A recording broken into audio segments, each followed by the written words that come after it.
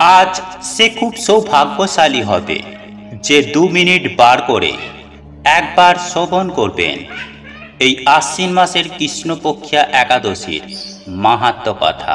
তাই শাস্ত্র বলছে বন্ধুরা যে এই দিনে সামান্য কিছু কার্যে বা সামান্য কিছু টোটকা উপায়ে মানুষের দুর্ভাগ্য, অর্থ সমস্যা এবং পরিবারের মধ্যেই মনোমালিন্য এগুলোর নাশ করে দেয়।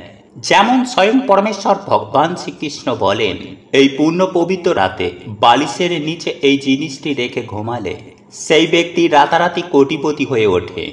এছাড়াও এই পূর্ণ পবিত্র রাতে যে ব্যক্তি এই শব্দ মুখে আনে সেই ব্যক্তির জীবনে দারিদ্রতা কখনো আসে না।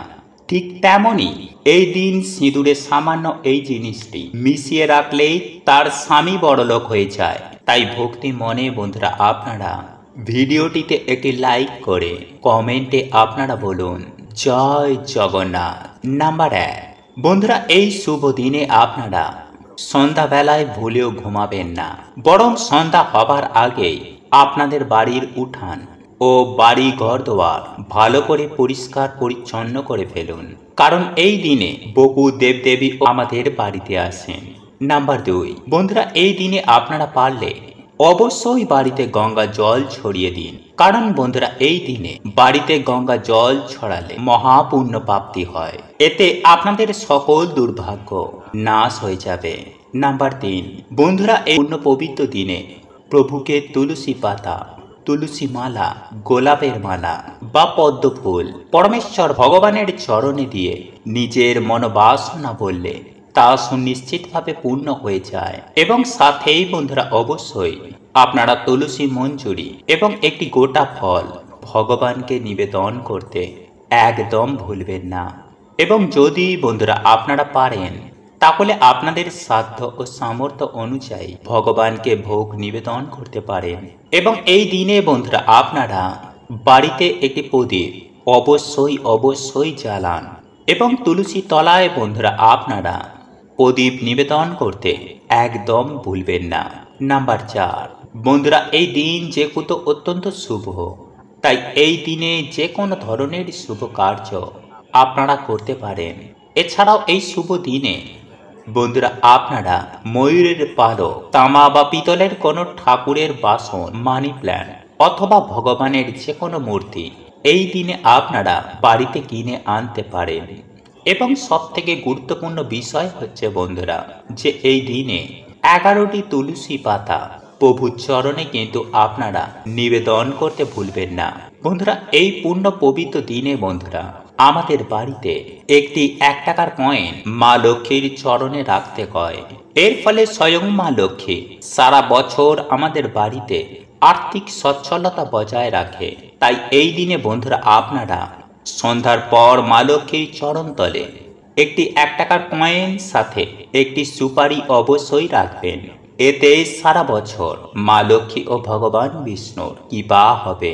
নাম্বার 7, বন্ধুরা এই পূর্ণ পবিত্র রাত্রিকালেই 2টি তুলসী পত্র বালিশের তলায় রেখে আপনারা তারপর ঘুমান এবং পরের দিন আপনারা সকালেই ঘুম থেকে ওঠার পর একটি তুলসী পাতা নিয়ে একটি কৌটোর মধ্যে ভরে আপনারা তা রেখে দিন এবং অপর তুলসী পাতাটি আপনারা কোনো জলাশয়ে গিয়ে তারপর তা ভাসিয়ে দিন।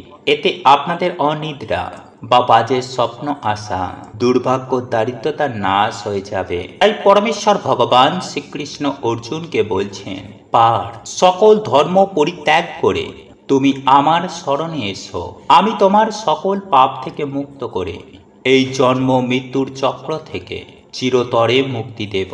তাই বন্ধুরা আজকের দিনে যদি আপনারা পারেন আজ রাতে আপনারা ঘুমানোর আগে অবশ্যই এই বিশেষ মন্ত্রটি 3 বার মুখে আনুন, কারণ বন্ধুরা আজকের দিনে যে ব্যক্তি এই মন্ত্রটি একবারও উচ্চারণ করতে পারে তাহলে তার জীবন থেকে বন্ধুরা বহু গুণ পাপের নাশ হয়, ফলে তার জীবনে আবার সৌভাগ্যের উদয় হয়। হ্যাঁ বন্ধুরা, যেমন হিরে কাদায় পড়ে গেলে তার উজ্জ্বলতা ঢেকে যায়, ঠিক তেমনই বন্ধুরা আমাদের জন্ম জন্মের কর্মের ফলে আমাদের আত্মার পবিত্রতাও এই কর্মবন্ধনে ঢেকে যায়, আর এরই ফলে আমাদের জীবনে নেমে আসে চরম ভয়ঙ্কর দুর্ভাগ্য, অর্থকষ্ট, দারিদ্রতা রোগ ব্যাধি, নানান সব বাধা বিপত্তি। তাই বন্ধুরা আজ এই পূর্ণ পবিত্র রাতে অবশ্যই অবশ্যই এই মন্ত্রটি যদি উচ্চারণ করতে পারেন, তাহলে বন্ধুরা আপনাদের জীবন থেকে দুর্ভাগ্য, অর্থকষ্ট, রোগ ব্যাধি তো দূর হবেই, সেই সঙ্গে আপনার জীবন থেকে নানান রকম বাধা বিপত্তিও এতেই নাশ হয়ে যাবে। পিতৃদোষ, গ্রহদোষ, বাস্তুদোষ, এই সব কিছু থেকেই বন্ধুরা আপনারা মুক্তি পাবেন। তাই এর জন্যই বন্ধুরা আপনারা আজ রাতে একটি প্রদীপ আপনারা বাড়িতে জ্বালাবেন। বাড়িতে বিভিন্ন দেবদেবীরা আসতে শুরু করে, ফলে যদি বন্ধুরা আপনাদের বাড়িতে নেগেটিভ কোনো আত্মা বা যদি কোনো নেগেটিভিটি থাকে, তাহলে এই বিভিন্ন দেবদেবীর আগমনে তারা বাড়ি ত্যাগ করবে। ফলে যে কারণে আপনাদের বাড়িতে বিভিন্ন রকমের ঝগড়া ঝামেলা হচ্ছে, বা যার জন্য আপনাদের বাড়িতে কোনো রকমের আয় উন্নতি হচ্ছিল না, তা থেকে ধীরে ধীরে বন্ধুরা আপনারা মুক্তি পাবেন এবং আপনাদের বাড়িতে আবার সুখ, শান্তি, সমৃদ্ধির আগমন ঘটবে। তাই এর জন্যই বন্ধুরা আপনারা আজ রাতে একটি সংকল্প নিয়ে বাড়িতে একটি প্রদীপ ধরাবেন। প্রদীপটি যদি ঘিয়ের হয় তাহলে সেটা খুবই ভালো। তাই বন্ধুরা আপনারা সংকল্প নেবেন, হে প্রভু, হে জগতের না প্রভু, তোমার সন্তান তোমায় একটি আজ প্রদীপ দান করছে। প্রভু, তুমি আমার এই প্রদীপটি গ্রহণ করে তোমার এই সন্তানকে তুমি আশীর্বাদ প্রদান করো। প্রভু, আমরা না জেনে বুঝে যে সকল পাপ কার্য করে ফেলেছি, সেই পাপ থেকে প্রভু তুমি আমাদের মুক্ত করো। এরপর বন্ধুরা আপনাদের মনে যে সকল ইচ্ছা রয়েছে বা মনস্কামনা, মনোবাসনা রয়েছে, তা প্রভুকে জানান। আর হ্যাঁ বন্ধুরা, এই কার্যটি কিন্তু আপনারা পরিষ্কার পরিচ্ছন্ন জামা কাপড় পরে বা ধোয়া জামা কাপড় পরে তারপরেই করবেন। এবং আপনারা যদি চরম ভয়ঙ্কর আর্থিক সংকটের মধ্যে থাকেন, তাহলে আজ এই পূর্ণ পবিত্র রাতে এক কৌটো সিঁদুরের মধ্যে শ্বেত চন্দনকে গুঁড়ো করে সেই চন্দন গুঁড়ো সামান্য একটুখানি সিঁদুরের সাথে মিশিয়ে নেবেন। এবং এই চন্দন মেশানো সিঁদুর আপনারা যখন কাজে যাবেন বা কোনো শুভ কাজে যাবেন, তখন এই চন্দন মেশানো সিঁদুরের তিলক অবশ্যই কাটবেন। বন্ধুরা এই উপায় বা ক্রিয়াটি নারী পুরুষ উভয়ই করতে পারেন। স্বয়ং পরমেশ্বর ভগবান শ্রীকৃষ্ণ বলেন, এই উপায়টি করলে নাকি পরিবারে প্রচুর আয় উন্নতি ঘটে। তাই আজকের পূর্ণ পবিত্র রাতে এই উপায়টি করতে একদম ভুলবেন না। বন্ধুরা আজ রাতে এক চিমটি লবণ নিয়ে চুপচাপ একটি লাল কাপড়ের মধ্যে মুড়ে রেখে দিন বাড়ির এই স্থানে। আর দেখুন এর চমৎকার। হ্যাঁ বন্ধুরা, আপনারা একেবারে ঠিকই শুনেছেন। আজ আপনারা যদি এই উপায় বা ক্রিয়াটি করতে পারেন, তাহলে আপনার জীবনে সুখ, শান্তি, সমৃদ্ধি সমস্ত কিছুই বজায় থাকবে। হ্যাঁ বন্ধুরা, আপনাদের জীবনে সমস্ত সমস্যার সমাধান হয়ে যাবে। বিশেষ করে টাকা পয়সা সম্পর্কিত সমস্ত সমস্যারই সুনিশ্চিতভাবে সমাধান হয়ে যাবে। বন্ধুরা এই লবণ বা নুন আমাদের প্রত্যেকটি বাড়িতেই রয়েছে। এই লবণ রান্নার স্বাদ বৃদ্ধির পাশাপাশি জীবনের সমস্ত সমস্যার সমাধানে এই লবণ বা নুন অত্যন্ত কার্যকরী। বন্ধুরা আপনার রান্নাঘরে লবণ যদি কোনো প্লাস্টিকের কৌটোর মধ্যে থাকে, তাহলে জানবেন যে এই লবণ আপনার সংসারে খারাপ প্রভাব বহন করছে। আর যদি কোনো স্টিল বা লোহার কৌটোর মধ্যে এই নুন বা লবণকে রাখেন, তাহলে আপনারা এটুকু নিশ্চিত হয়ে যান যে আপনার গৃহে চরম ভয়ঙ্কর দারিদ্রতা নেমে আসতে চলেছে। তাই তো বলি বন্ধুরা, শাস্ত্র মতে এই নুন বা লবণকে কাঁচের কৌটো বা বয়নের মধ্যেই রাখা উচিত। বন্ধুরা জ্যোতিষ শাস্ত্র মতে হাত থেকে লবণ পড়ে যাওয়া এটা একেবারেই শুভ নয়, কারণ এতে চন্দ্র এবং শুক্র আপনার জন্মছকে দুর্বল হয়ে যায়, যার ফলস্বরূপ আপনার জীবনে নেমে আসতে পারে চরম সর্বনাশ। তাহলে বন্ধুরা আমি আশা করব আপনারা নিশ্চয়ই বুঝতে পেরেছেন যে এই নুন বা লবণ আমাদের মানব জীবনে কতটা গুরুত্বপূর্ণ ভূমিকা পালন করে। বন্ধুরা এই নুন বা লবণের একদিকে যেমন সঠিক ব্যবহারে আপনাকে ভিখারি থেকে বড় লোক করে তুলতে পারে, ঠিক তেমনি এই নুন বা লবণের ব্যবহারই সামান্য মাত্রায় ভুল ত্রুটি হয়, তাহলে আপনি রাজা থেকে পথের ভিখারি হয়ে যেতে পারেন। তাই বন্ধুরা, আপনারা যদি বিশ্বাস সহকারে নুন বা লবণ দিয়ে আজ আমি আপনাদের যে উপায় বা ক্রিয়াটির কথা বলবো সেটি যদি আপনারা করতে পারেন, তাহলে বাড়ি থেকে ঝগড়া, কলহ, অশান্তি, সেই সঙ্গে আপনার বাস্তু দোষ যেমন সুনিশ্চিতভাবে সম্পূর্ণভাবেই নির্মূল হয়ে যাবে, ঠিক তেমনি আপনার সংসারে সুখ, শান্তি এবং ধন সম্পদে পরিপূর্ণ হয়ে উঠবে। তাই তো বলি বন্ধুরা, নুন বা লবণের এই উপায় বা টোটকাটি অবশ্যই পালন করুন। বন্ধুরা, আজ রাতের বেলায় ঘুমাতে যাওয়ার আগে শুদ্ধ বস্ত্র পরিধান করে এক চিমটি লবণ আপনারা একটি লাল কাপড়ের মধ্যে ভালো করে বেঁধে নেবেন এবং সেটিকে একটি কালো সুতো দিয়ে টাঙিয়ে দেবেন আপনার বাড়ির সদর দরজার ওপরে। বন্ধুরা, এর ফলে আপনার বাড়িতে কোনো প্রকার অশুভ শক্তি আর কখনোই বাড়ির মধ্যে প্রবেশ করতে পারবে না। বন্ধুরা, এই নুন বা লবণ আপনারা যদি সঠিকভাবে ব্যবহার করতে পারেন, তাহলে আপনাদেরই জীবনে সুখ এবং শান্তি আপনারা নিজেরাই বৃদ্ধি করতে পারবেন। তবে বন্ধুরা, কোনো ব্যক্তি যদি আপনার অপছন্দের হয়, তাহলে ভুলেও তার হাত থেকে নুন বা লবণ আপনি খাবেন না। হ্যাঁ বন্ধুরা, আপনারা একেবারে ঠিকই শুনেছেন, তার হাত থেকে আপনারা মিষ্টি জিনিস অবশ্যই খেতে পারেন, কিন্তু ভুল করেও সেই সকল ব্যক্তির হাত থেকে নুন বা লবণ খাবেন না।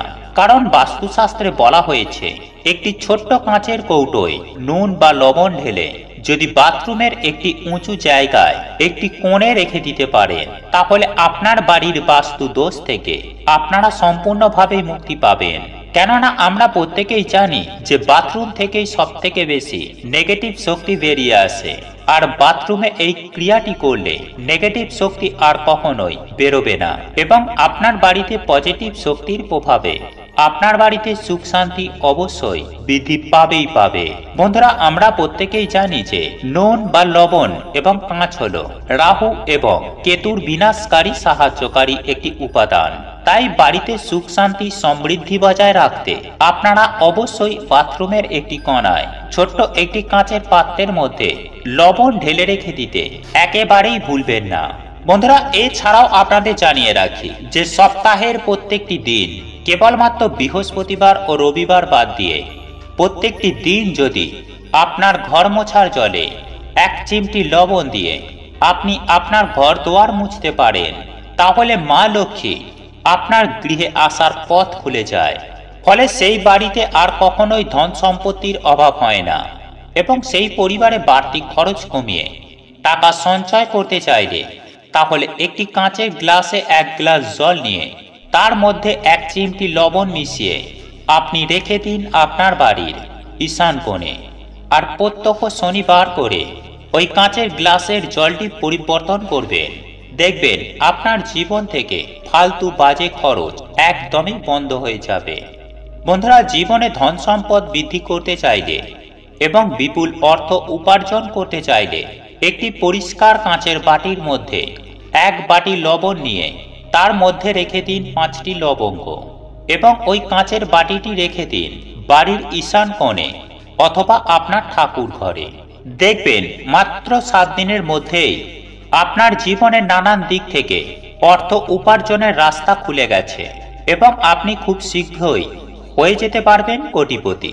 বন্ধুরা, যদি আপনার বাড়ির ছোট কোনো বাচ্চার নজর লেগে থাকে, তাহলে এক চিমটি লবণ নিয়ে 7 বার তার মাথার ওপর থেকে নিচ পর্যন্ত ঘুরিয়ে সেই লবণটি যে কোনো প্রবাহিত জলের মধ্যে ফেলে দেবেন।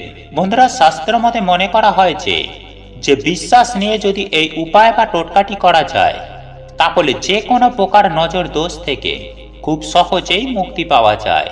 বন্ধুরা, জীবনের সমস্ত বাধা বিপত্তি অশান্তি দূর করতে সন্ধ্যার সময় এক মুঠো লবণ নিয়ে আপনার মাথার উপর 3 বার ঘুরিয়ে আপনার বাড়ির সদর দরজার বাইরে ফেলে দেবেন। এর মধ্য দিয়ে আপনার জীবনে থাকা সমস্ত বাধা বিপত্তি আপনার জীবন থেকে সুনিশ্চিতভাবে সম্পূর্ণরূপে দূর হয়ে যাবে এবং আপনার জীবনে প্রবেশ করবে অপার সুখ শান্তি ও ধন সম্পত্তি। বন্ধুরা, এই ব্রত মাহাত্ম্যকথা শ্রবণ করার আগে জয় শ্রীকৃষ্ণ রাধে রাধে লিখে কমেন্ট অবশ্যই করবেন। তো বন্ধুরা, চলুন এইবার শুরু করা যাক ইন্দিরা একাদশী ব্রত মাহাত্ম্যকথা। হরে কৃষ্ণ। বন্ধুরা, মহারাজ যুধিষ্ঠির বললেন, হে মধুসূদন, আশ্বিন মাসের কৃষ্ণপক্ষিয়া একাদশীর কি নাম, তা কৃপা করে বলুন। শ্রীকৃষ্ণ বললেন, হে রাজন, আশ্বিন মাসের একাদশী ইন্দিরা নামে পরিচিত। এই ব্রত প্রভাবে মহাপাপ বিনষ্ট হয়।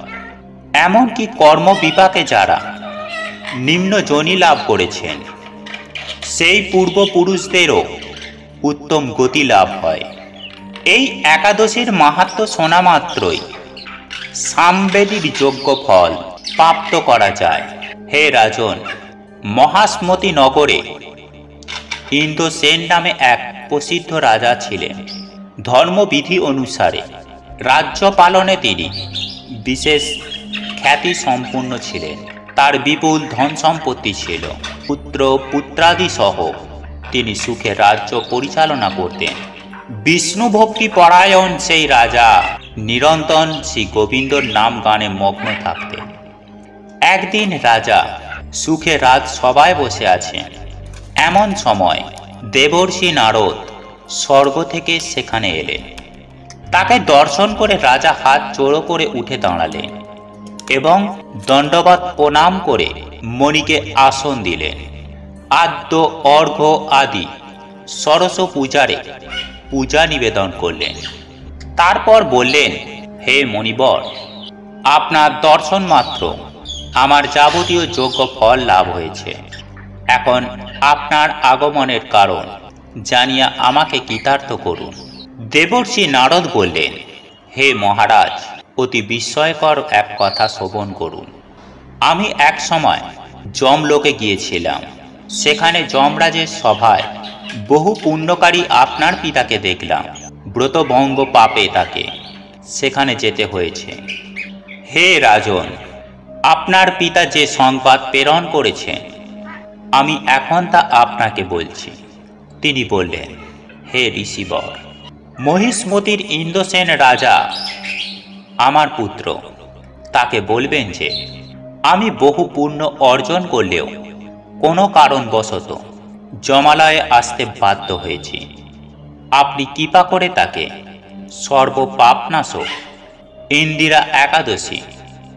ইন্দিরা একাদশী ব্রত পালন করতে বলবেন। সেই ব্রত প্রভাবে আমি নিষ্পাপ হয়ে স্বর্গলোকে যেতে সমর্থ হব। এই কথা জানাবার জন্যই আমার আগমন। হে রাজন, আপনার পিতার মঙ্গল বিধানে আমি যথাবিধি ইন্দিরা একাদশী ব্রত পালন করুন। আপনি যথাবিধি মেনে ইন্দিরা একাদশী ব্রত পালন করুন। রাজা জিজ্ঞাসা করলেন, হে দেবর্ষি, সেই ইন্দিরা ব্রতের বিধি কি? কোন তিথি বা কোন পক্ষে এই একাদশী ব্রত করা কর্তব্য, তা কৃপা করে আমাকে বলুন। দেবর্ষি নারদ উত্তরে বললেন, হে মহারাজ, আশ্বিন মাসের কৃষ্ণপক্ষের দশমীর দিন শ্রদ্ধা সহকারে প্রাতঃস্নান করবেন। মধ্যাহ্নে ভক্তি ভাবাপন্ন হয়ে পুনরায় স্নান করবেন এবং রাত্রিকালে ভূমিতে শয়ন করবেন। পরদিন একাদশীতে পাতক ইত্যাদি সমাপন করে নিরাহারে থাকবেন। ব্রতের নিয়মাবলী দৃঢ়ভাবে পালন করবেন। হে পুণ্ডরীকাক্ষ, এ শরণাগতের প্রতি কৃপা করুন। এইভাবে শ্রদ্ধা সহকারে শালগ্রাম শিলার পুজো করে পিতার উদ্দেশ্যে ব্রতের ফল অর্পণ করবেন। দ্বাদশীর দিন সকালে ভক্তি ভরে শ্রী গোবিন্দের পূজা করে ব্রাহ্মণ ভোজন করিয়ে অবশেষে নিজে মহাপ্রসাদ গ্রহণ করবেন। হে রাজন, বিধি অনুসারে শ্রী হরি এবং ভক্তদের নাম গান করলে আপনার পিতাবর্গ মুক্তি লাভ করে শীঘ্রই বৈকুণ্ঠে গমন করবেন। রাজাকে এই উপদেশ দিয়ে দেবর্ষি নারদ প্রস্থান করলেন। রাজা ইন্দ্রসেন মণিবরের উপদেশ অনুসারে পুত্র পরিজন সহ ভক্তি সহকারে এই ইন্দিরা ব্রতের অনুষ্ঠান করলেন। তখন দেবলোক থেকে পুষ্প বৃষ্টি হতে লাগল এবং তার পিতাও বিষ্ণুলোকে গমন করলেন। তারপর রাজা ইন্দ্রসেন নিজ পুত্রকে রাজ্য ভার অর্পণ করে নিজ বিষ্ণু লোকে ফিরে গেলেন।